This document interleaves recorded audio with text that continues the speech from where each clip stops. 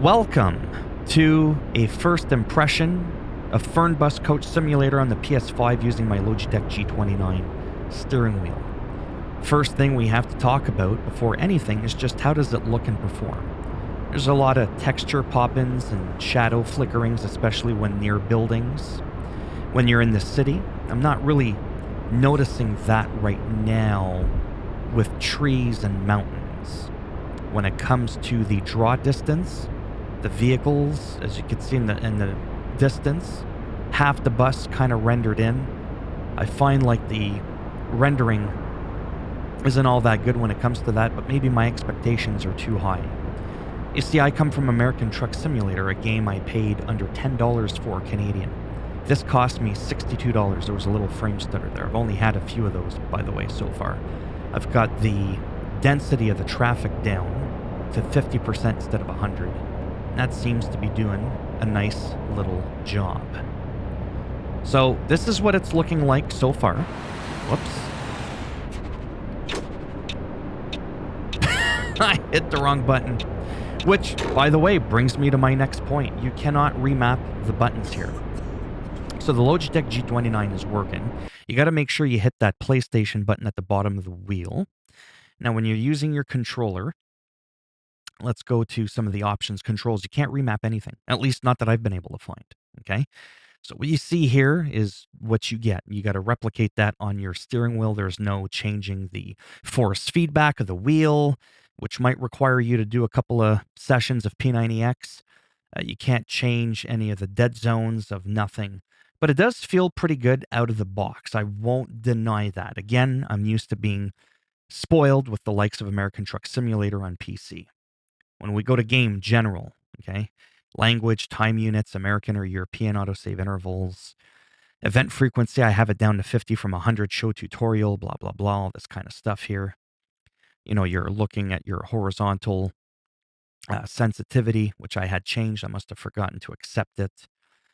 Steering camera, head swinging, center camera when driving. Yes, auto center steering wheel. Hide steering wheel if you want. The traffic density, I have it at 50 instead of 100 to try and help with the stuff.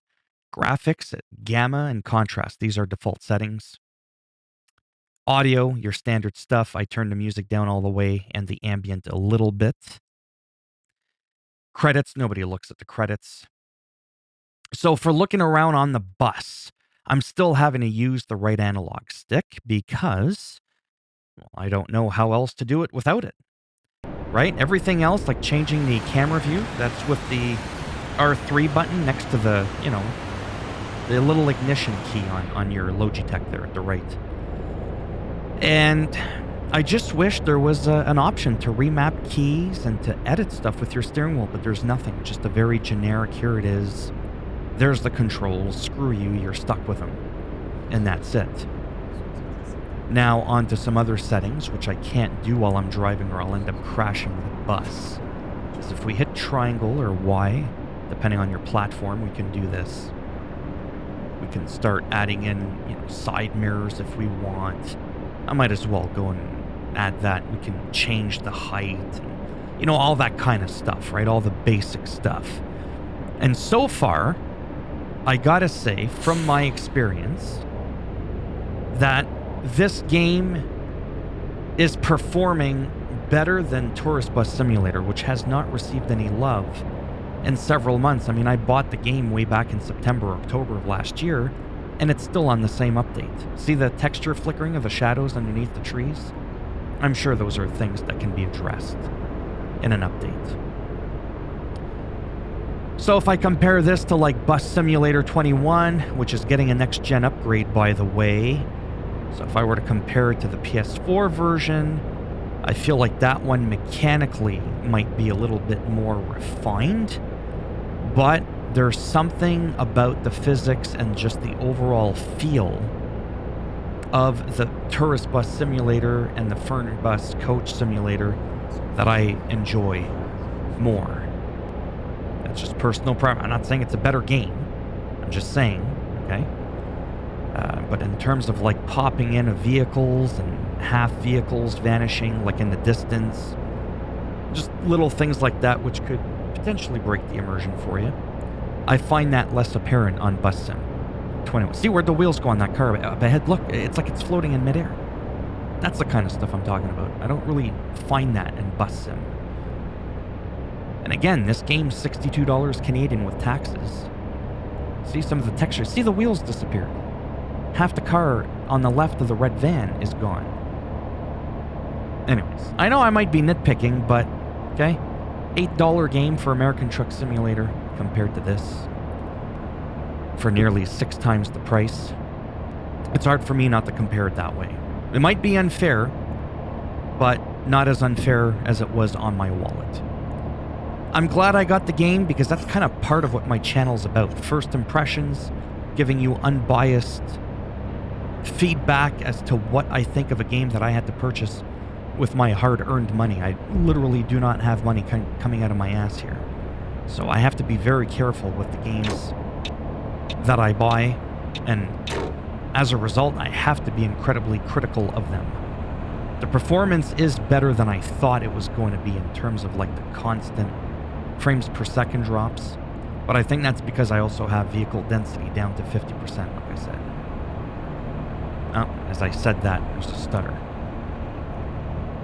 So hopefully they give this game some love.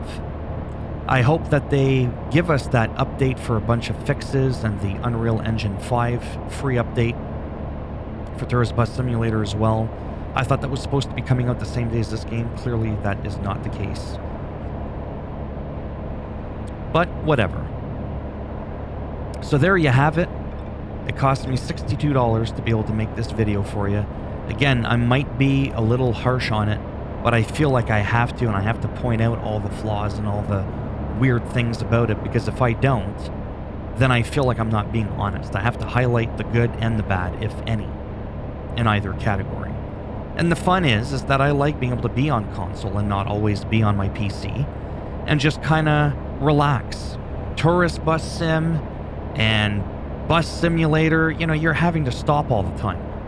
You're having to make pit stops, you know, picking up people all the time. Whereas this one here, you're going on these big trips. You're not constantly stopping. Oops. Keep using the buttons I would use for American Truck Simulator here.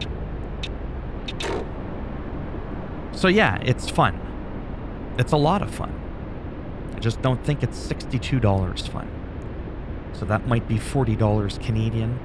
Or $40 American, I'm guessing. It's $39.99 American. Correct me if I'm wrong. Most of my viewers are American.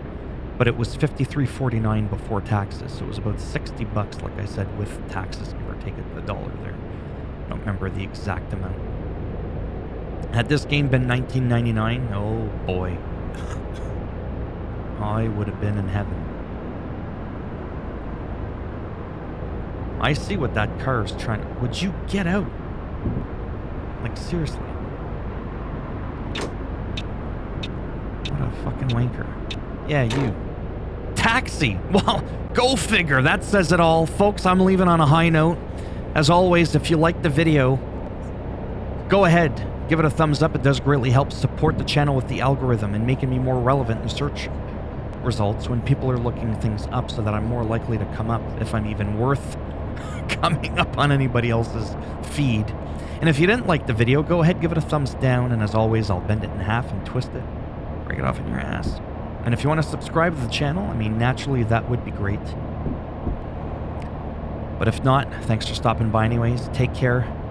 I am having fun. I just want to leave with that. I'm just not having 60 Canadian dollars fun. I'm having about $20 or $30 fun. There you have it. And until next time, bye for now.